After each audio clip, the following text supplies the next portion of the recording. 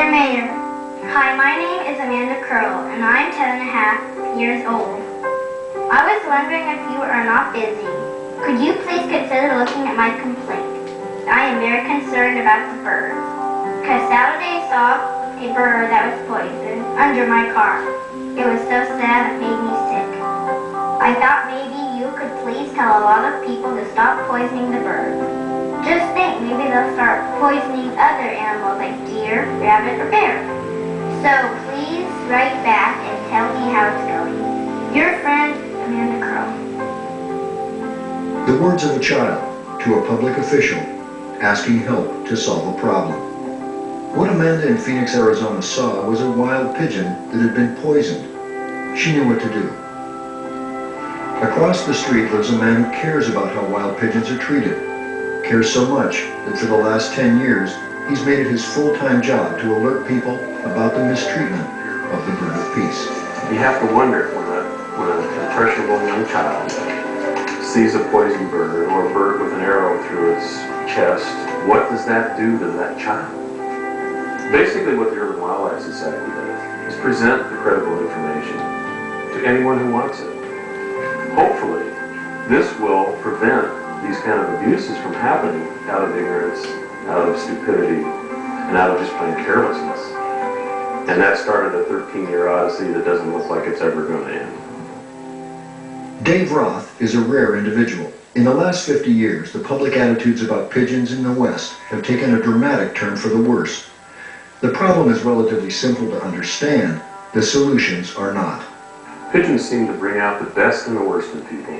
One thing I've discovered is that there's a whole industry devoted to killing pigeons. And this is an industry that's based upon death, lies, and making a buck. They see pigeons as an endless source of income. These descendants of the rock dove are victims of their own success. They live in a wide variety of climates. They adapt quickly to nesting in buildings that resemble the rocky cliffs of their ancestors. And they have few natural enemies, as hawks and falcon numbers have declined dramatically over the last half-century. Pigeons have grown in numbers, particularly over the last 2 or 3 decades, certainly in the Western world, with the proliferation of cheaper foods, fast food, etc. As a result, we have so-called or certainly perceived problems with pigeon occupancy. And those problems in the main are people problems, not pigeon problems. An established population is almost impossible to eliminate. And whenever they find a ready source of food, survivors can quickly breed replacements for those that are killed. But in cities like London and Paris, flocks of feral pigeons have become quite large. For decades, people have enjoyed feeding these birds in the park. But several decades ago, public perceptions of pigeons began to change. So often we hear pigeons referred to as rats with wings. This was something that Woody Allen coined in his movie Stardust Memories 22 years ago. Public perception of the pigeon has done a nosedive in the last 50 years because of wonderful propaganda on the part of the pest control industry, which is a multi-million-dollar industry worldwide, and has reduced our perception of the birds to being a disease carrier and nothing more. Any animal that lives in large groups in an urban area can create problems for society. But there's a big difference between a messy creature and one perceived as a threat to public health. As bird populations increased, local governments began to take increasingly strong action. A calculated move by the multi-billion-dollar pest control industry convinced public officials the birds represented a serious threat to public health. You know, almost invariably, when checking with the local or state health departments, they report that nobody has ever gotten sick from a pigeon. Cities in North America and Europe sent out hunters to shoot pigeons. Birds were trapped and killed. And in the United States, the idea of poisoning the birds became popular until the public saw the results of these methods.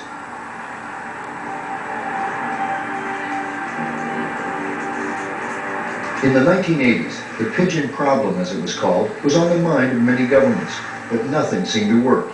Shooting, Trapping, even wholesale poisoning of flocks quickly reduced the numbers, but the surviving birds repopulated immediately. There seemed to be no solution to permanently reducing the number of feral pigeons.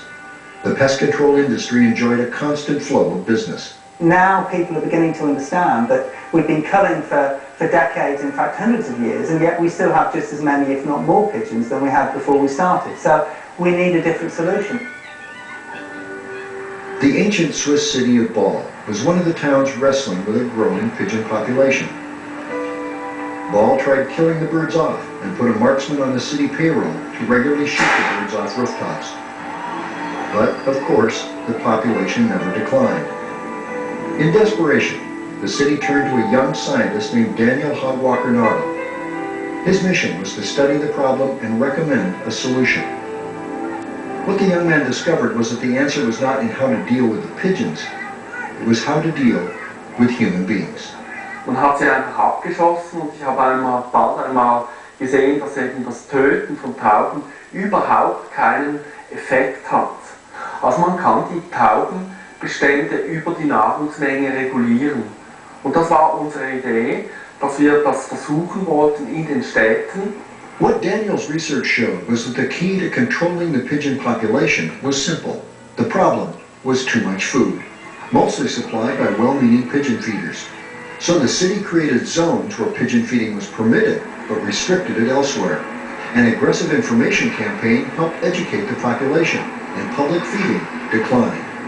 Und dieses Taubenfüttern ist natürlich nicht böse gemeint, aber das Taubenfüttern ist Ursache eben für die Probleme, die die Tauben haben und eben auch wir Menschen mit den Tauben. Daniel also conceived of the idea of creating nesting places for the birds, such as in the attic of an old church, to keep the pigeons from nesting elsewhere. He and his team designed systems to catch the birds in these boxes. Sie werden alle 14 Tage etwa geputzt und hier findet auch eine sanfte Bevölkerungsregulation statt, könnte man sagen. Also die Eier werden regelmäßig entfernt, sodass diese Schwärme eben kontrolliert klein bleiben. The Swiss experiment received little attention for many years. Unlike radical measures like poisoning, which have an immediate impact on the number of birds, Daniel's idea took time to prove itself.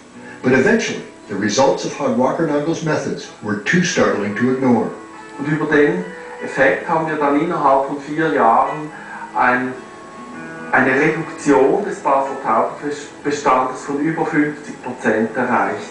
Von etwa 25.000 Tauben haben wir heute vielleicht 5.000 bis 8.000 Tauben hier in Basel. Daniel's concept is now being tried in a number of cities, such as in Germany and in England. A British organization called Pigeon works to educate local citizens and governments about the humane ways to control feral pigeon populations, and has also created feeding areas and nesting sites that look much like the ancient dovecotes these birds' ancestors came from. But although experiments like Ball's appear to work in humanely reducing flock sizes, the residue of the anti-pigeon propaganda is still causing problems for the birds throughout the world. In London's Trafalgar Square, a huge flock of pigeons were fed by the public each day, with seed purchased from a small stand. In an attempt to discourage the birds, the mayor of London recently decreed no more grain could be sold. What the mayor didn't anticipate was the public outcry when they realized the action would lead to the starvation of thousands of birds. In the United States, some of the most radical anti-pigeon measures are still at work. Pest control companies are still willing to poison the birds. Es ist so, dass die Taube natürlich keineswegs gefährlicher ist als Krankheitsüberträgerin als andere wildlebende Tiere. The results are sad to witness, as the birds often take days to die. This is the spectacle that moved Amanda Curl to write to the mayor of her city. Ever since he's been a mayor and he's got all those documents to sign and letters to write back, he's probably forgotten what people are doing to pigeons. For one thing, they don't do any harm to people. And it seems like people like to do things to them, because I think they think it's funny to see them struggle. Though they might be rare, many cities include people who are dedicated to helping injured wild birds, and that includes pigeons as well. It's important that they're strong enough that they can survive out there, and that is the duty of the rehabber, is to make sure that they have a fighting chance out in the wild. If every parent would let a child raise a couple of pigeons from babies on up, I think it would teach them to be a gentle person. We need more people that don't want to kill. We need more people that want to help. It would be nice if more governments were aware of what the streets of Basel, Switzerland look like today. There are still pigeons, but they are no longer a nuisance. And the team at Basel University have moved on to new research projects on feral pigeons. Working with a graduate student, Eva Rose, Daniel is trying to determine the daily behavior of the ball pigeons to provide a greater understanding of where they go within the city and how flocks in different neighborhoods interact with their environment. Using a new technology called GPS, they can now precisely track the daily movements of feral birds. This information becomes important because an analysis of the bird's blood and feathers can reveal varying levels of toxic substances. This makes the city pigeon an incredibly cheap environmental monitoring device and has already led to identifying areas of the city where pollution levels are high but undetected. Many people see great danger in how human beings treat the living things around them. There's an obvious impact on a child like Amanda, seeing a bird mistreated. And the people who know well of government's war against these wings see danger in how society treats these city birds. Mahatma Gandhi said that the greatness of a nation and its moral progress can be judged by the way it treats its animals. And you know, there's a correlation. There's a strong scientific correlation between animal abuse and violence in society. This is the legacy that we're building by abusing pigeons.